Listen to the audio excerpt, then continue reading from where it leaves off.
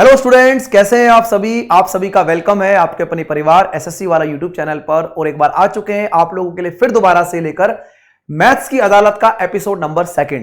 तो आज हम लोग पढ़ने वाले एक बहुत ही प्यारा सा कॉन्सेप्ट जो कि हर एक कॉम्पिटिटिव एग्जाम्स में आप लोगों के एग्जाम में आता है। और इस चीज को आज एक्सपेरिमेंट के तौर पर यानी कि फील करेंगे कि एक्चुअल में किस तरीके से इस कॉन्सेप्ट के ऊपर काम करा जाएगा। तो जल्दी से मुझे एक बार कंफर्मेशन देंगे आप सभी को कि आपको वॉइस वगैरह बिल्कुल एकदम प्रॉपर आ रही होगी, ऐसी मुझे पूरी उम्मीद है। तो सेशन को शुरू करते हैं। और आपको पता है कि ये क्लास चलती है हमारी रोज सुबह 8 बजे। तो मैथ्स की अदालत शो को स्टार्ट करने का पर्पस ये है कि आप लोगों को ये सच में बताया जाए और ये निर्णय हम लोग अपनी क्लास में करेंगे, यानी कि यहां पर हम एक डिसीजन देंगे आप लोगों को कि क्या मैथ्स को सच में ही डिफिकल्ट बना के कुछ लोग हवा बना रहे हैं या मैथ्स सच में डिफिकल्ट है या नहीं है। तो इस सेशन को एक बार देखिएगा। 15 मिनट की हमारी ये क्लास होती है, यानी कि हमारा जो मैथ्स की अदालत शो है ये 15 मिनट्स का होता है और रोज आप लोगों को मिलती है ये क्लास सुबह के 8 बजे। तो आप लोग जरूर जो है एसएससी वाला चैनल पर सुबह 8 बजे आकर एक फ्रेश मूड से इस क्लास को जरूर देखा करें। आज का जो हमारा टॉपिक रहने वाला है वो जो टॉपिक रहेगा हमारा मिक्सचर का।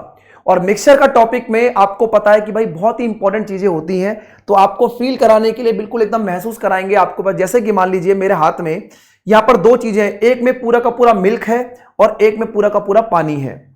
तो आपको पता सर मिल्क और पानी का जो कॉन्सेप्ट होता है ये आपके हर एक कॉम्पिटिटिव एग्जाम से पूछा जाता है। ठीक है, अगर दोस्तों मैं यहां पर आपको छोटी सी बात बताता हूं, जैसे मान लीजिए मिल्क और वाटर, तो कुछ भी हो सकता है। मिल्क के साथ वाटर हो सकता है, सोडा के साथ पानी हो सकता है भाई, क्वेश्चन में आता है। अल्कोहल के साथ पानी हो सकता है। तो अलग अलग लोग अलग अलग चीजों को प्रेफर करते हैं। हम आपको दूध और पानी के ऊपर बताएंगे क्योंकि आप विद्यार्थी हैं, तो दूध और पानी से चीजों को समझें। ठीक है, अगर मैं आपको बोलता हूं कि एक मिल्क है और एक पानी है, तो मिल्क और पानी के मिक्सचर को अगर मान लीजिए मैं इसमें पानी मिलाता हूं तो दूध और पानी मिल जाएगा। और अगर एक बार मैंने दूध में पानी डाल दिया, देखो भाई दूध में पानी चला गया, तो दोस्तों ये बन चुका है एक मिक्सचर। अब ध्यान से समझना, ठीक है, कि ये आपके पास एक मिक्सचर बन चुका है। यानी कि अब इसमें मिल्क और वाटर, अब कोई भी इसमें से दूध और पानी को नॉर्मली अलग नहीं कर पाएगा। बात समझ में आ रही है? तो यहां से हमें चीजें समझनी है कि सर अगर हमने किसी मिक्सचर के अंदर मिल्क में अगर मान लीजिए मिल्क में अगर मैंने पानी मिला दिया, तो अब मिल्क और पानी का कुछ रेशियो बन जाएगा। अब देखिए मिल्क और पानी का रेशियो बन गया। अब बात को समझना, ठीक है। क्वेश्चन को स्टार्ट कराने से पहले आप लोगों को जो है कॉन्सेप्ट क्लियर करेंगे और यही हमारा पर्पस है इन क्लासेस को दिखाने का। ठीक है, तो अगर मैंने इसके अंदर मिल्क में अगर मैंने पानी डाल दिया और अब देखिए अब मैं इसमें अगर थोड़ा सा और पानी डाल, जैसे मान लीजिए इस टाइम पर मिल्क और पानी का कुछ ना कुछ रेशियो बन जाएगा। लेट्स सपोज मेरे दोस्तों अगर मैं बोलता हूं कि मिल्क और पानी का जो रेशियो है, अगर मैं आपको बोलता हूं मिल्क और पानी मान लीजिए 5:2 के रेशियो में है, और अगर मैं इसमें थोड़ा सा पानी और डालूं, अब मुझे बताइए जितना इसमें दूध है और जितना इसमें पानी है, जैसे मान लो मैंने बोला 5 रेशियो पानी है और 2 रेशियो इसमें दूध है। ठीक है, अगर मैं इसमें पानी की मात्रा डालना चाहता हूं, अगर मैं इसमें थोड़ा सा पानी और डाल देता हूं, तो पानी डालने पर आप ये बोलेंगे कि सर पानी डालने पर पानी की मात्रा बढ़ी है, लेकिन दूध मेरा क्या है? दूध मेरा सेम है। क्या ये आपको बात समझ में आ रही है? बस यही चीज आपको मिक्सचर के अंदर समझनी है और यही की पॉइंट अगर आपको पता लग जाएंगे तो आप किसी भी क्वेश्चन को सॉल्व करना स्टार्ट कर देंगे। तो ये जो क्लास है ये विद प्रूफ के साथ आपको मिलेगी, सिर्फ हवा में बातें नहीं होंगी। क्वेश्चन को समझाएंगे और क्वेश्चन को तरीके से सॉल्व कराएंगे। आइए भाई, तो अब हम अपनी क्लास की शुरुआत कर लेते हैं। मतलब जो मैंने आपको पढ़ाया अब इसको एक बार एक्सपेरिमेंट के तौर पे समझते हैं कि क्या कहानी है। एक 44 लीटर का मिक्सचर था जिसमें मिल्क और वाटर का रेशियो आपके पास था 6:5 का, यानी कि दूध और पानी का जो अनुपात था, वो 6:5 में था, 6:5 में था। How much water should be added? अभी देखो वही चीज, अगर मान लो दूध और पानी मिला हुआ है और अगर इसमें मैं पानी डालूंगा, तो पानी डालने पर जो मेरा मिल्क है यानी कि जो मेरा दूध है, जो मिल्क की क्वांटिटी है वो तो सेम रहेगी। बोलो यस और नो। आप बोलेंगे जी सर बिल्कुल, दूध और पानी जो है वो अभी हमने देखा था, जब आपने पानी एक्स्ट्रा डाला तो सिर्फ दूध जो है वो तो उतना ही था, पानी की वजह से क्वांटिटी बढ़ रही थी। ठीक है, तो ऐसा करने से जो रेशियो है वो 2:3 बन जा रहा है। रेशियो कितना बन जा रहा है? 2:3 बन रहा है। लेकिन आपको पता है सर मिल्क सेम होना चाहिए। भैया मिल्क यहां पर कितना था? 6 यूनिट, और मिल्क यहां पर कितना हो गया? 2, जबकि मिल्क आपका सेम होगा। तो अगर मैं जो 2 को 6 बनाना है तो क्या मैं यहां पर 3 से गुणा करूंगा? आप बोलेंगे जी सर बिल्कुल कर दीजिए। तो यहां पर मिल्क और वाटर यानी कि दूध और पानी का जो अनुपात है वो 6:5 तो पहले था। अब आपने बोला जब 3 से गुणा करा तो 3 दूनी 6, यानी 3 का डबल 6 हो गया और 3 गुणा में 3 9 हो गया। बोलो बात समझ में आ गई? ठीक है, तो बस इस चीज को समझना है। जब तक हमारे दिमाग में कॉन्सेप्ट्स क्लियर नहीं होंगे तब तक तो मैथ्स डिफिकल्ट लगेगा ही लगेगा, लेकिन जैसी चीजें क्लियर हो जाएंगी ना, मैथ्स बिल्कुल आसान हो जाएगा और आपको मजा आने लगेगा मैथ्स को सॉल्व करने में। हम बोलेंगे सर मिल्क हमारा सेम हो गया, बिल्कुल बढ़िया है। अब पानी अगर हमने डाला है तो भैया पानी की वैल्यू बढ़नी चाहिए, तो पानी हमारा इंक्रीज कर रहा है 4 रेशो से, या आप बोल सकते हैं अपनी भाषा में 4 यूनिट से। ठीक है, आइए शुरुआत में जो दूध और पानी का मिश्रण था वो 44 लीटर था। अब यहां से सिर्फ तुलना करनी है और तुलना करके यानी कि कंपैरिजन करके क्वेश्चन का आंसर बिल्कुल आप लोगों के सामने प्रस्त हो जाएगा। सर 6 और 5, दूध और पानी शुरू में कितना था? 6 और 5 11 यूनिट। तो 11 यूनिट की वैल्यू क्वेश्चन में कितनी है? 44 लीटर।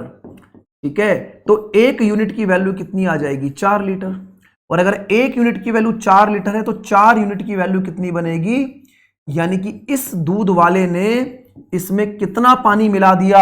16 लीटर पानी मिला दिया। सर ऑप्शन नंबर बी इस क्वेश्चन का राइट आंसर हो जाएगा। बोलो आपको समझ में आया? ठीक है, तो ये एक बहुत प्यारा सा कॉन्सेप्ट था जिसमें दूध और पानी की हमने बात की। और आप सभी को पता है कि भारतवर्ष में जितने भी कॉम्पिटिटिव एग्जाम्स में मैथ्स आता है, ये क्वेश्चन दिल के करीबी होता है कॉम्पिटिटिव एग्जाम के, और वो हमेशा आपके एग्जाम में ऐसे प्रश्नों को रखता है। आइए एक और क्वेश्चन को लगाते हैं और मुझे जरूर कमेंट करके बताना कि ये जो एक्सपेरिमेंटल क्लास मैथ्स की अदालत, क्या इसमें हम सच में निर्णय कर रहे हैं कि मैथ्स को डिफिकल्ट बना के उसको हवा बना के दिखाया जाता है, या सच में मैथ्स को समझा भी जा सकता है? कमेंट करके जरूर बताना भाई।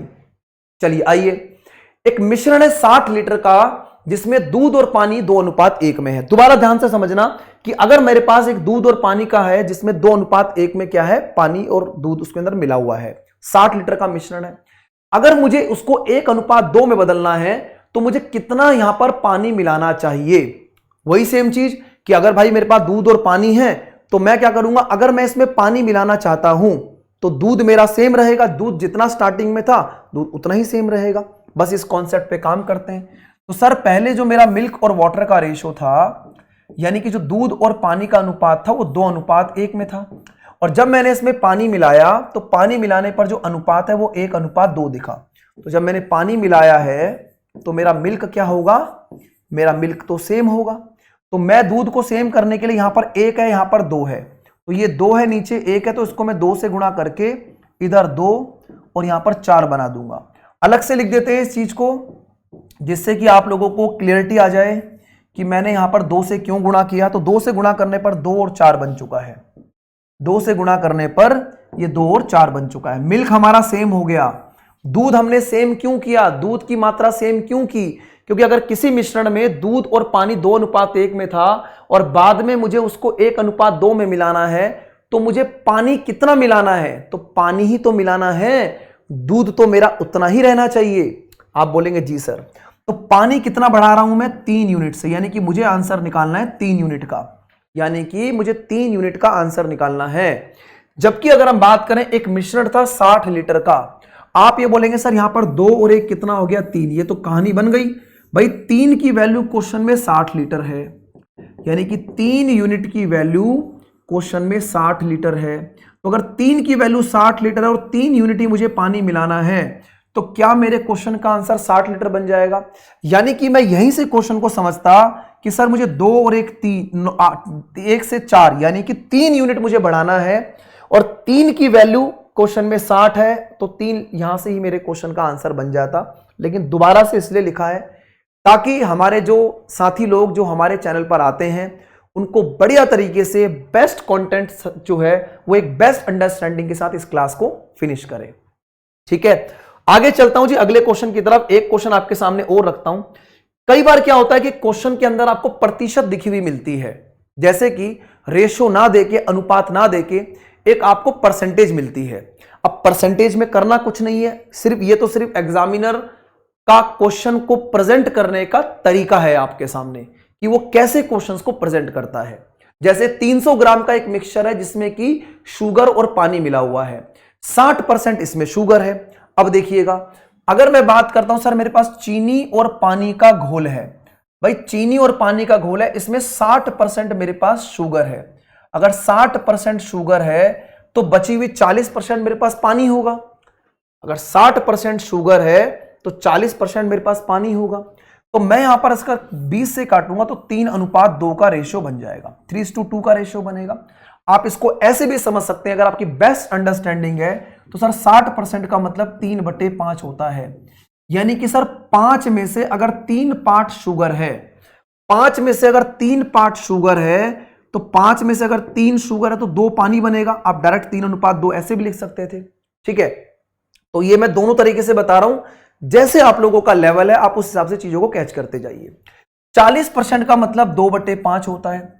अब ये कह रहा है कितना हम इसमें क्या मिलाएं, कितना पानी और मिलाएं, पानी मिलाना है हमको। अगर मैं फिर दोबारा से शुगर में और पानी में अगर मैं फिर पानी मिलाता हूं तो जितनी शुगर पहले थी शुगर अब भी उतनी ही होगी, सिर्फ पानी ही तो बढ़ेगा।